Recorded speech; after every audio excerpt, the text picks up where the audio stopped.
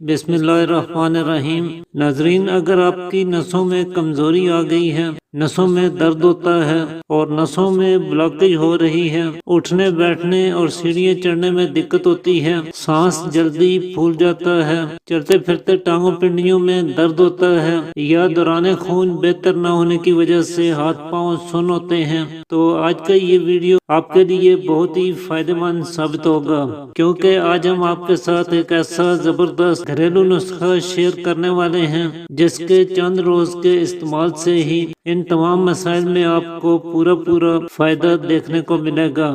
نسوں میں درد، بلاکیج کا مسئلہ ہو یا پھر جوڑوں میں درد ہے تو بالکل بھی نہیں رہے گا۔ اس کے علاوہ اگر پٹھوں میں کھنچاؤ رہتا ہے یا اکڑن ہوتی ہے تو یہ تکلیف بھی چھو منتر ہو جائے گی۔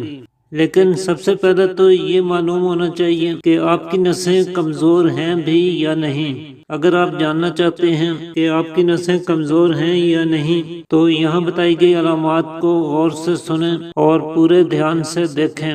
چنانچہ اگر آپ کے ہاتھ پیر بار بار سن ہوتے ہیں، بلا وجہ ہاتھ پیر کانپتے ہیں اور کسی بھی چیز کو پکڑتے وقت ہاتھ کانپنے لگتے ہیں، یا چلتے وقت آپ ڈر کے پاؤں رکھتے ہیں کہ کہیں گر نہ جاؤں، اسی طرح اگر نسوں میں درد اور جلن کا احساس ہوتا ہے، گردن اور کمر کے پٹھوں میں یا ٹانگوں پنڈلیوں کے پٹھوں میں اگر کمزوری محسوس ہوتی ہے، تھوڑا سا کام کرنے سے یا کبھی کام کاج کے بغیر ہی جسم تھکا رہتا ہے اور بدن ٹوٹنے لگتا ہے، اسی طرح اکثر سر میں درد رہنا اور کبھی چکر آنا، کیونکہ نسوں کی کمزوری سے آپ کا دوران خون متاثر ہوتا ہے، دماغ کی طرف خون ضرورت کے مطابق نہ پہنچنے کی وجہ سے سر درد اور چکر آنے کی شکایت ہو سکتی ہے۔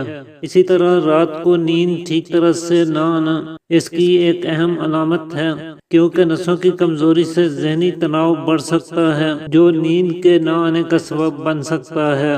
اس کے علاوہ نسوں کی کمزوری سے آپ کی مینٹل ہیلتھ پر بھی اثر پڑتا ہے، جس سے سٹریس، ٹینشن اور ذہنی تناؤ کا سامنا کرنا پڑ سکتا ہے۔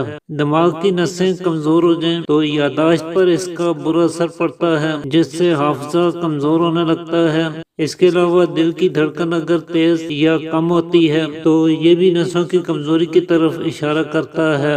اگر اس طرح کی علامات آپ کو اپنے بدن میں مسلسل دکھائی دیتی ہیں تو اپنے فیملی ڈاکٹر سے ضرور مشورہ کیجیے۔ اسباب اور وجوہات کی بات کی جائے تو نسوں کی کمزوری زیادہ تر خون کی کمی کے باعث اور بعض وائٹامنز، خاص طور پہ وائٹامن B6، وائٹامن B12 اور وائٹامن D کی کمی سے ہوا کرتی ہے۔ اس کے علاوہ ڈائبٹیز کا مرض اور گلے کے ٹانسلز یا غدود کا بڑھ جانا، کیفین، تمباکو اور شراب کا بکثرت استعمال، اسی طرح موبائل، کمپیوٹر کا زیادہ استعمال کرنا آپ کی نظر، دماغ اور اعصاب پر انتہائی برے اثرات مرتب کرتا ہے۔ اس کا کم سے کم استعمال کریں۔ نیند پوری نہ لینا اور غم و غصے کی حالت میں رہنا، اس کے علاوہ دن بھر بیٹھے رہنا اور ایکسرسائز یا جسمانی محنت بالکل نہ کرنا اس کے بنیادی اسباب میں شامل ہیں۔ جبکہ بعض مردانہ اور زنانہ پوشیدہ امراض جیسے کہ مردوں میں جریان، احتلام اور مادہ کی رقت، جبکہ خواتین میں سنان الرحم یعنی لیکوریا کا مرض نسوں کی کمزوری کی وجہ بن سکتے ہیں۔ لہذا ان میں سے جو بھی مرض ہو اسے دور کرنے کی کوشش کریں اور یہاں بتائے گئے نسخے کو بھی استعمال کریں۔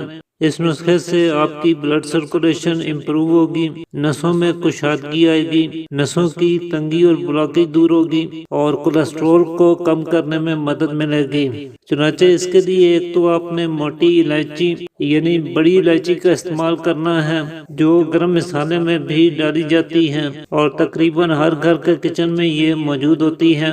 تو ایک موٹی الائچی لے کر اسے آپ نے قدرے کوٹ کر نرم کر لینا ہے، زیادہ باریک کرنے کی ضرورت نہیں، ہلکا سا کوٹ لیجئے تو کافی ہے۔ موٹی الائچی ایک تو معدے اور جگر کو طاقت دیتی ہے، ہاضمہ درست کرتی ہے اور دوران خون کو بہتر بنانے میں نہایت اہم کردار ادا کرتی ہے۔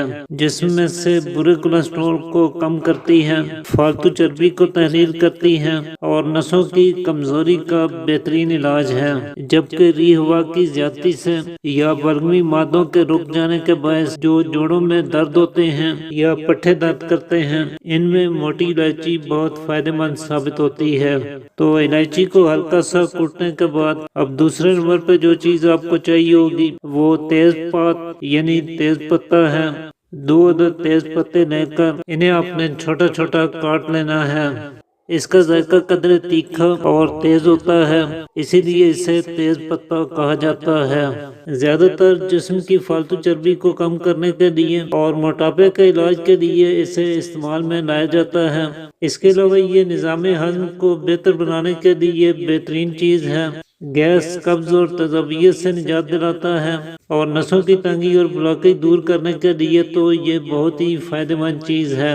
خون میں کلاٹس یعنی تھکے پیدا ہونے کے عمل کو روکتا ہے، بلڈ سرکولیشن کو امپروو کرتا ہے، اور نسوں میں آ چکی کمزوری کے باعث اگر ہاتھ پاؤں سن ہوتے ہیں تو ایسے میں بھی یہ بہت فائدہ مند ثابت ہوتا ہے۔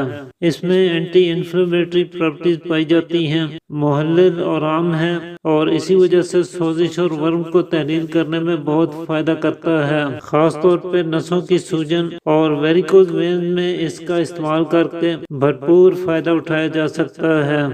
تو اسے چھوٹا چھوٹا کاٹنے کے بعد اب تیسرے نمبر پہ آپ نے پودینہ اس نسخے میں استعمال کرنا ہے۔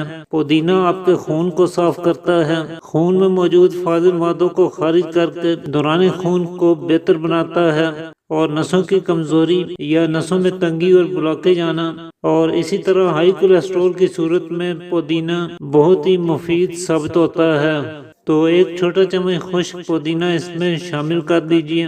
اگر آپ چاہیں تو تازہ پودینہ بھی استعمال کر سکتے ہیں، اور اس کے لیے آپ 8-10 تازہ پودینہ کی پتیاں یہاں پر لے سکتے ہیں۔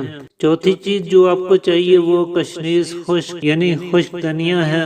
دھنیا بھی بلڈ سرکولیشن کو امپروو کرتا ہے، جلن اور سوزش کو دور کر کے جلن دار دردوں سے نجات دلاتا ہے، اور نسوں کی کمزوری میں بھی یہ بے حد مفید ثابت ہوتا ہے۔ تو 1 چمچ خشک دھنیا آپ نے لے لینا ہے۔ اب ایک برتن میں تقریباً 1.5 کپ کے قریب پانی لے لیجئے، اس میں یہ چاروں چیزیں شامل کریں اور پھر اسے چولہے پر چڑھا دیں۔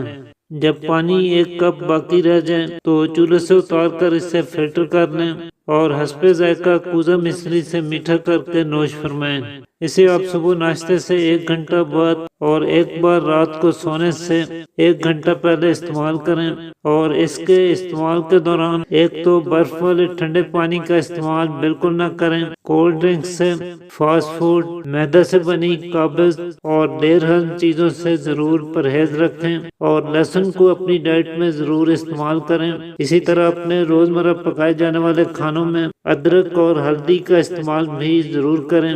یہ تینوں چیزیں آپ کے بدن کو فاضل مادوں سے پاک صاف کریں گی، اور یہ آپ کے دوران خون کو بہتر بناتی ہیں، درد، سوجن یا ورم کو دور کر کے آپ کی صحت اور تندرستی کو قائم رکھنے میں مدد کرتی ہیں۔